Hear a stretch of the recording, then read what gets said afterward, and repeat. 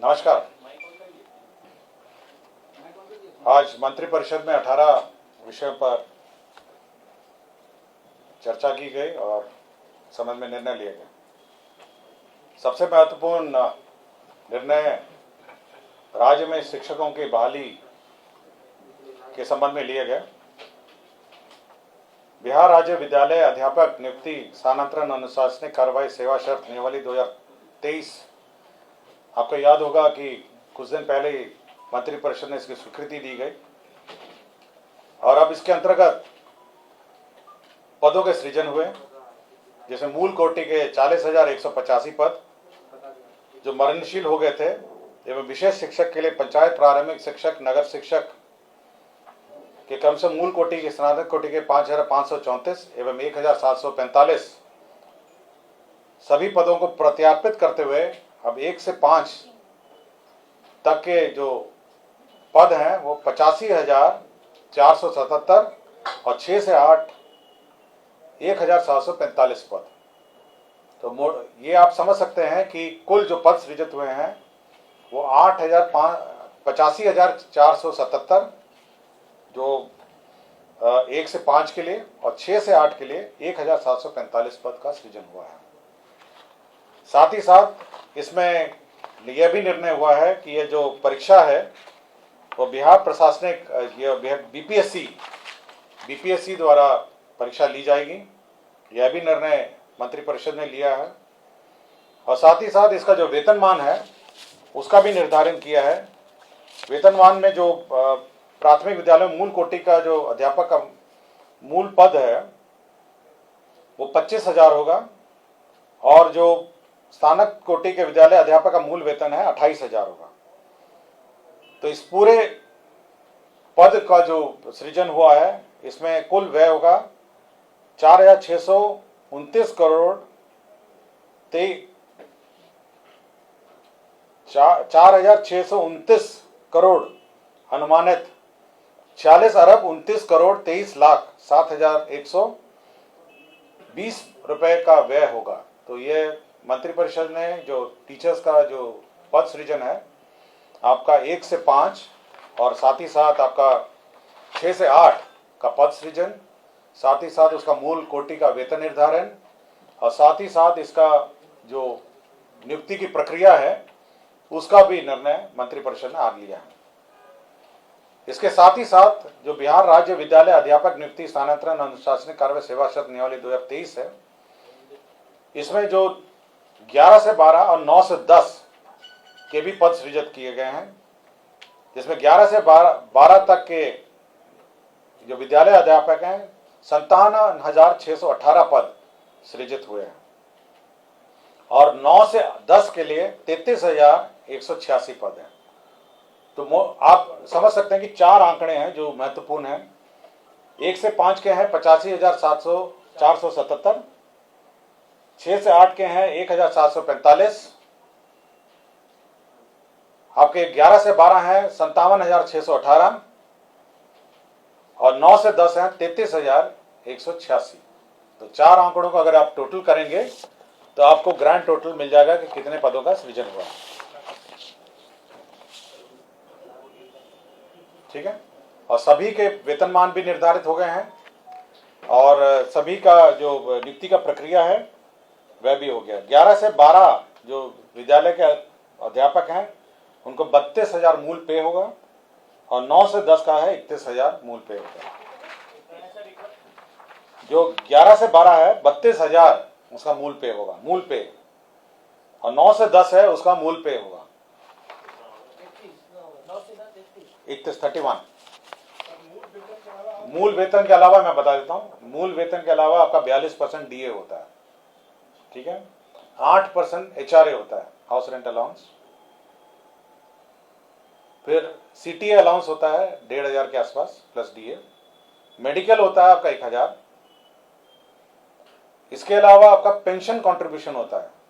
Pension में जो contribution है सरकार देती है वो भी सरकार देती है और उसके बाद ग्रॉस सैलरीज का निकाला जाता है। तो डीए एचआरए सीटी जो सरकारी ना आम जो नॉर्मल हमारे सरकारी कर्मचारी और पदाधिकारियों का जो व्यवस्था है वही रहेगा। सीधा ट्रेजरी से, राज्य के कोष से सीधा वेतन मिलेगा। और जो पेंशन की जो नियमावली है और पेंशन की जो व्यवस्था न्यू पेंशन स्कीम में है, वही पेंशन इन पर भी लागू होगी। तो ये एक महत्वपूर्ण निर्णय है जो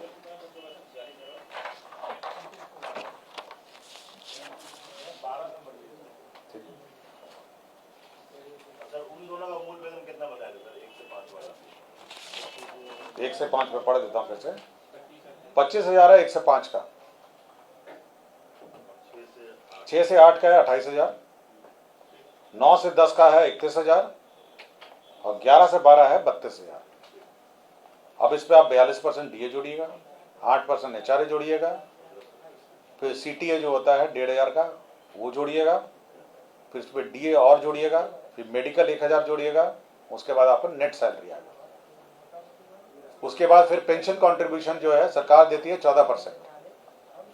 14% सरकार का पेंशन कंट्रीब्यूशन होता है, वो 14% और जोड़िएगा, तब आप मोटा मोटी ग्रॉस सैलरी पे आएंगे। ठीक है? सर एक शिक्षक को कितना मिल जाएगा?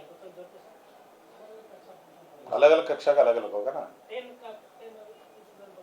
अलग अलग का अलग अलग है। अगर लिखा हुआ तो बता दीजिए, हम लोग जोड़ भी नहीं पाएंगे। आप जोड़ लीजिएगा, मैंने बता दिया मंत्रिपरिषद में, ये टोटल नहीं था, मैं जितना मंत्रिपरिषद के एजेंडा में है मैं बता, मेरे पास है, मैं आपको।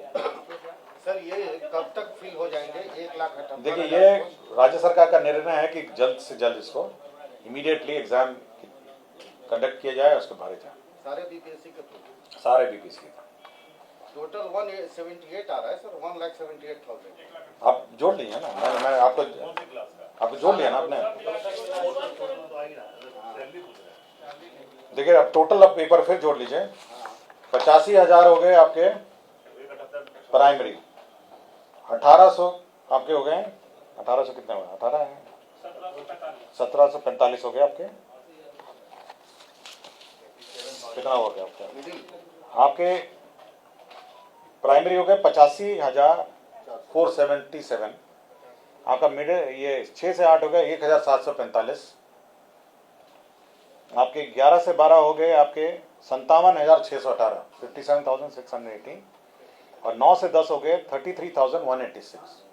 तो चारों का टोटल कर लीजिए, अपना है टोटल 1,78,000। और मोटा मोटी जो राज्य सरकार पे जो भार पड़ेगा टोटल, मतलब सब मिला के, तो करीब 11,000 करोड़ का है।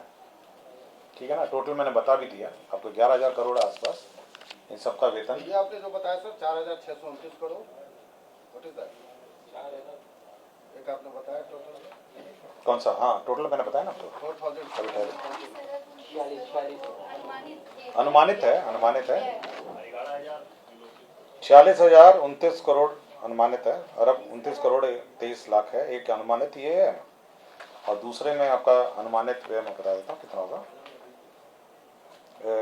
5,994, 59 अरब 94 करोड़ 22 लाख 24,000, दोनों जोड़ लीजिए। ठीक है? ये परिवहन के संबंध में एक महत्वपूर्ण निर्णय है। गया और मुजफ्फरपुर नगर निगम क्षेत्र में 15 वर्षों से अधिक पुराने जो सभी प्रकार के वाहन हैं, उसका परिचालन 1/10/2023 से बंद हो जाएगा, मतलब ये प्रतिबंधित रहेगा। तो यह मंत्रिपरिषद ने स्वीकृति दी है कि 15 साल से पुराने जो वाहन हैं 1/10/2023 से तब नहीं चलने। इसके साथ साथ राज्य सरकार ने एक अन्य मामलों में परिवेशीय वायु गुणवत्ता सुधार के लिए गया नगर निगम, मुजफ्फरपुर नगर निगम के सभी प्रकार के डीजल चालित तिपहिया वाहन का परिचालन 30/9/2023 की मध्य रात्रि प्रतिबंध किए जाने एवं बिहार स्वच्छ ईंधन योजना 2019 का अवधि विस्तार 31/3/2024 तक क्षेत्र विस्तार गया एवं मुजफ्फरपुर नगर निगम में किए जाने एवं इस योजना में पटना, गया, मुजफ्फरपुर के तिपहिया मालवाहक वाहनों के लिए अनुदान, तो अब अनुदान का प्रावधान है, रिप्लेसमेंट का अनुदान है और साथ ही साथ नए खरीदने का और रेट्रोफिटिंग का भी अनुदान है। कितना अनुदान मिल रहा है? डीजल चलनित अथवा पेट्रोल चलनित तिपहिया मालवाहक वाहन का नए सीएनजी चलनित तिपहिया मालवाहक के प्रतिस्थापन पर 40,000 रुपये मिलेगा। डीजल चलनित अथवा पेट्रोल चलनित तिपहिया वाहन मालवाहन का नए बैटरी चलनित तिपहिया मालवाहन के प्रतिस्थापन पर 25,000 मिलेगा। पेट्रोल चलने तिपहिया वाहन में सीएनजी किट लगाने रेट्रोफिटिंग पर 20,000 मिलेगा। तो 3 है, एक 40,000 है, 25,000 है और 20,000। शिक्षा विभाग का एक अन्य मामला था जिसमें अल्पसंख्यक शैक्षणिक संस्थाओं में दर्जा देने का यह व्यवस्था की गई है। जो अल्पसंख्यक शैक्षणिक संस्था है इसके लिए शिक्षा विभाग को प्राधिकृत किया गया है, लेकिन शिक्षा विभाग प्राधिकृत मतलब अप्रूव करने के पूर्व अल्पसंख्यक कल्याण विभाग से अनापत्ति संचिका में लेते हुए यह अनुमान्यता निर्गत करेगी। तो यह एक महत्वपूर्ण निर्णय है। देखिए, अल्पसंख्यक शैक्षणिक संस्थाओं का दर्जा कुछ संस्थाओं को मिलता है, इसके लिए नियमावली अलग है। आपको जानकारी होगा कि इसके लिए अलग से नियमावली भारत सरकार की भी है, और ये national commission for minority education institution act 2004 का एक एक्ट है, the national commission for minority education institution act 2004। इसके अंतर्गत प्रावधान है कि कैसे अल्पसंख्यक संस्थाओं को कैसे मान्यता दी जाए।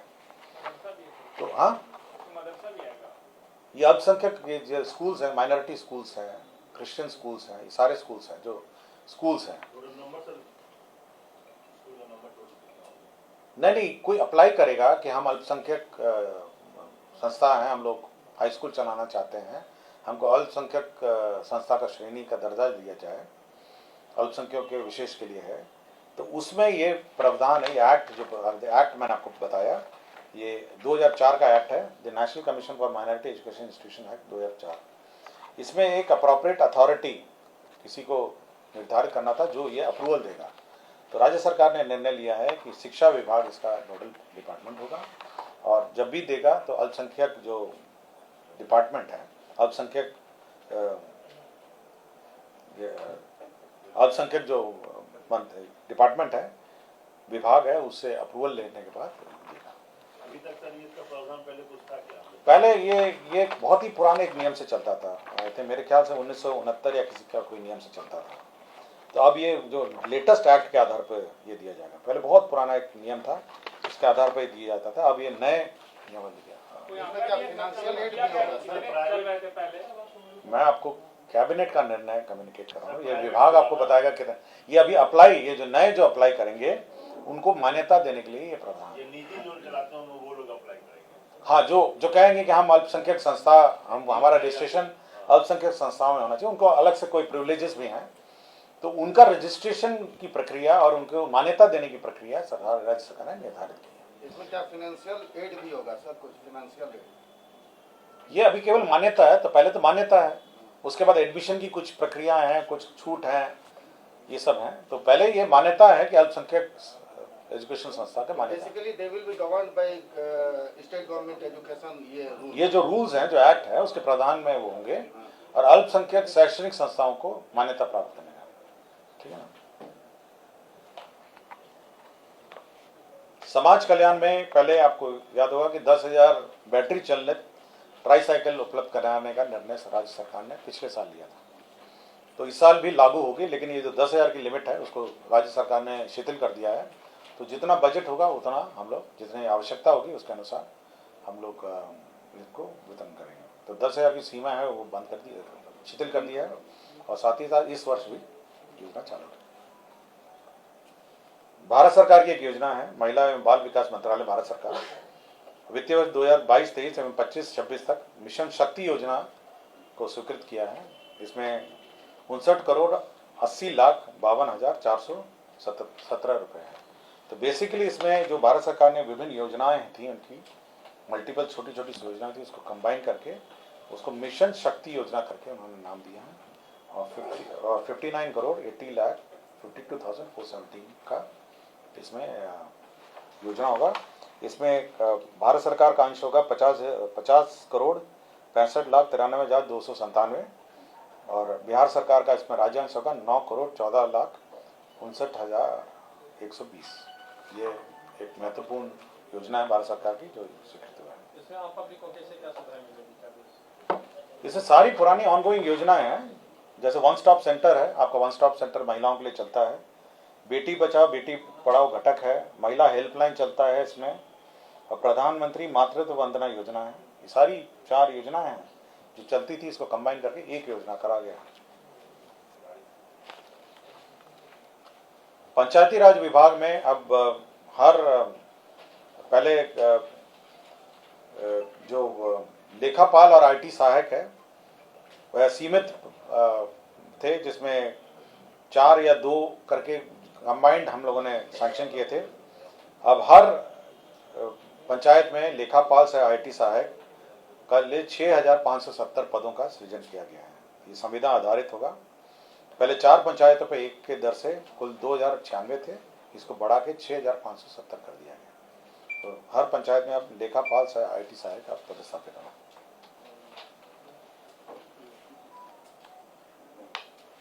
ये जो हमारा केंद्रित रूप से अधिप्राप्ति होती है गेहूं और चावल के लिए, तो राज्य सरकार ने लोन लेने के लिए 10,000 करोड़ का लोन लेने के लिए अधिप्राप्ति में जो पैसा भुगतान होता है उसमें स्टेट गारंटी संसूचित किया है।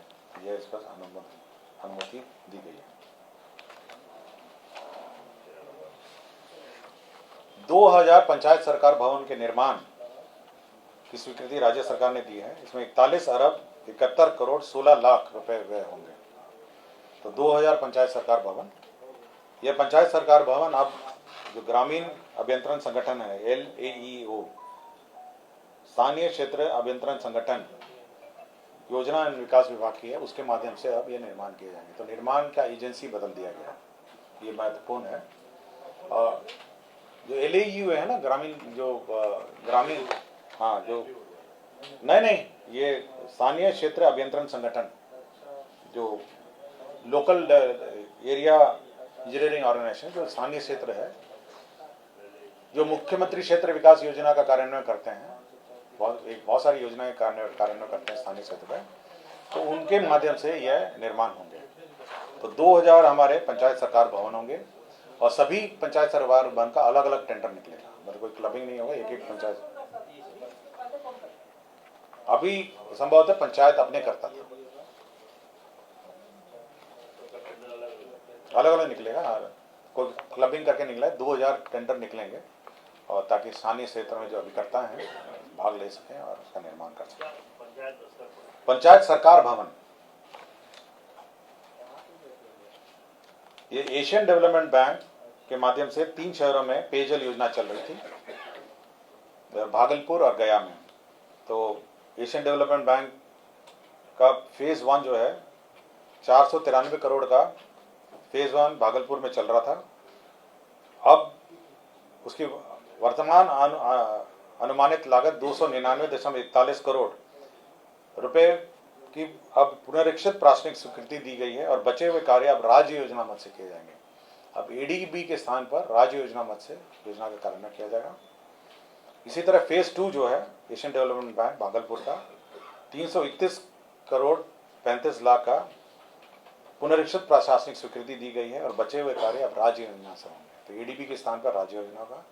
इसी तरह गया में भी 485.84 करोड़ का योजना की प्रशासनिक स्वीकृति दी है और बचे हुए कार्य को यह राज्य योजना मद से किया जाएगा। ये तीनों योजना इन शहरों में पेयजल की जो योजनाएं हैं, जो तीनों ही गंगा जल से संबंधित है। भागलपुर भी गंगा जल से ही सप्लाई होता है पानी और गया वाले भी गंगा जल से। तो इनका जो क्षेत्र में जो तीनों स्थानों में जो पेयजल योजनाओं का कार्यान्वयन है, अब जो बचा हुआ कार्य है ADB के स्थान पर राज्य योजना से किया जाएगा।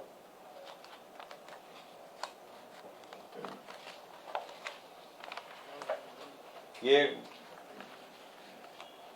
बिहार मानसिक स्वास्थ्य देखभाल राज्य मानसिक स्वास्थ्य प्राधिकरण नियमावली यह स्वीकृत की गई है और इसमें अब जितने भी लोग मानसिक स्वास्थ्य से संबंधित कार्य कर रहे हैं उन पर सुपरविजन रखने के लिए एक कमेटी बनाई गई है और इस कमेटी के माध्यम से अब किया जाएगा और एक प्राधिकरण बनाया जाएगा। तो प्राधिकरण के माध्यम से सुपरविजन होगा और इस प्राधिकरण के जो हेड होंगे वो स्वास्थ्य विभाग के अंतर्गत होगा और स्वास्थ्य विभाग के अपर मुख्य सचिव इसके कमेटी में। इसी तरह जिला स्तर पर भी है और राज्य स्तर पर भी एक कमेटी है। अपराध अनुसंधान विभाग के अंतर्गत विधि विज्ञान प्रयोगशाला सहायक निदेशक राजपुर समूह ख वेतन स्तर 7 के पद पर बिहार लोक सेवा पटना के अनुशंसा के आलोक में श्रीमती रोजी श्रीवास्तव सहायक निदेशक को बर्खास्त कर दिया गया है। ये एक निर्णय लिया गया है। पशु स्वास्थ्य एवं उत्पादन संस्था पटना को पशुपालन निदेशालय के अंतर्गत बनाए रखने हेतु बिहार पशु विज्ञान अधिनियम 2016 के परिशिष्ट 1 कंडिका 2(1) को विलोपित करने की स्वीकृति दी गई है। तो ये बिहार पशु एवं उत्पादन संस्था को पशुपालन निदेशालय के अंतर्गत ही बनाए रखने के लिए यह निर्णय लिया गया है। कर्मचारी चयन आयोग में प्रथम इंटर स्तरीय संयुक्त परीक्षा में 2014 के आधार पर निम्न वर्गीय लिपिक के पद पर नियुक्ति हेतु अनुसूचित अभ्यर्थियों के लिए सहकारिता विभाग के अंतर्गत निम्न वर्गीय वेतन स्तर 2 के 4 पदों का सृजन की स्वीकृति दी गई है। और राज्य सरकार जो हर साल बाजार ऋण लेती है लोन, उसके बारे में स्वीकृति दी गई है। तो कुल लोन जो सरकार लेगी वो है 39,000 करोड़ 365 49,365 करोड़ का लोन लेगी, जिसमें बाजार ऋण है 44,429, नाबार्ड से ऋण प्राप्त करेगी 3,000 करोड़, वर्ल्ड बैंक और एडीबी और अन्य स्रोत से 1,875 और राष्ट्रीय सहकारिता बैंक से 61 करोड़। राज्य सरकार कुल लोन जो वापसी इस साल करेगी वो है 25,558 23,558 और टोटल जो नेट ऋण जो लेगी सरकार वो है 25,807 जो राज्य सरकार की सीमा के अंतर्गत है। धन्यवाद।